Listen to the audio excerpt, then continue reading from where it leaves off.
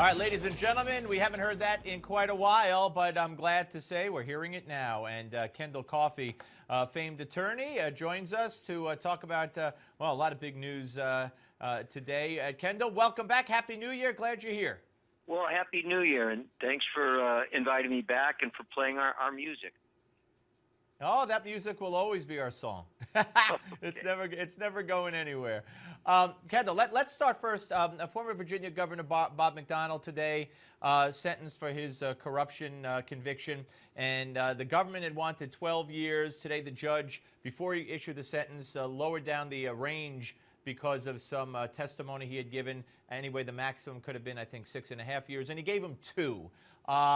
Is this a surprise to you? Is this what you might have expected?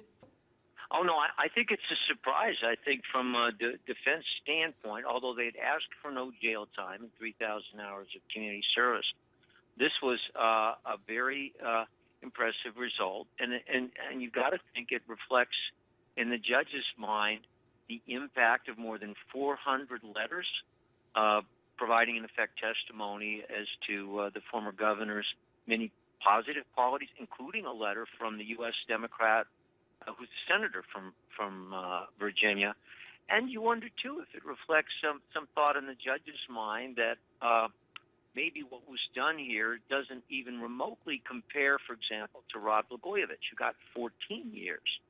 So all in all, although this has been a disastrous experience for McDonnell, it's as these things go, it's a good outcome. And keep in mind that he has a real live issue on appeal, which, you know, is going to be decided down the road. But that issue, Steve, is there was no explicit quid pro quo proven by the government. He got these gifts, he set up some meetings and did some things that seemed sort of supportive of the vitamin supplement company. But you don't have a traditional bribery scheme here where I offer you such and such in exchange for this governmental action. You make an appointment or you sign a bill. So stay tuned on this one. It'll be interesting to see what the appeals court does. Yeah, absolutely. All right, let's talk about this Jeffrey Epstein case, and I think you have a disclaimer to make, or because I think you might have some aspect, some involvement in that case as somewhat. But I just want to point out that Alan Dershowitz, you know, to his credit, he has denied all charges. He has waived his the statute of limitations. He has filed an affidavit in court. And by the way, you could go to Newsmax.com and you could see the entire affidavit that Alan Dershowitz has filed in his own defense against these rape accusations of this underage, then underage girl. And I don't know that I hear the other people coming out as forcefully as Dershowitz, though. Well, and thanks for pointing out that I am of counsel. I am counsel of record for Professor Dershowitz. So my comments necessarily have to be very limited. But he has filed a sworn statement under oath, which is very specific in rebutting the allegations. And just put this in perspective, he hasn't been charged, never been charged. He hasn't been sued. This is simply an allegation made in a court pleading that doesn't even raise a specific claim against Alan Dershowitz, or for that matter, Prince Andrew. So, you know, so many times we talk about a presumption of innocence in a court of law, but, you know, maybe there should be more of a presumption of innocence in a court of public opinion. Public opinion.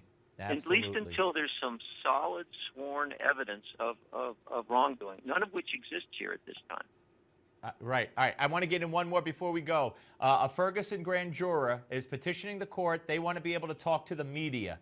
Will it happen? Should it happen?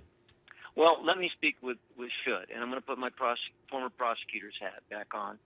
We got a minute. We got a minute, okay, so go ahead. Yeah. Grand juries swear when they step into that room that they're going to maintain grand jury secrecy. That's the deal going in. There are a lot of law enforcement values for that. So my view is that's what everybody agreed. That's the law. That's the oath the grand juror take, and that covenant should not be set aside by a judge. Okay. And do you think it will? I don't think it will, but that's a much closer call. Okay. Good enough. Good enough. Kendall, great to talk to you. Look forward to the next time. Thank you so much for making time. Hey, thanks, Steve, for having me. Take care. Kendall Coffey, ladies and gentlemen, here on the Steve Malzberg Show. And ding, ding, ding, ding, ding. Yeah, the market's closed again today. That's because they opened. They had to close. Rob Williams will be here.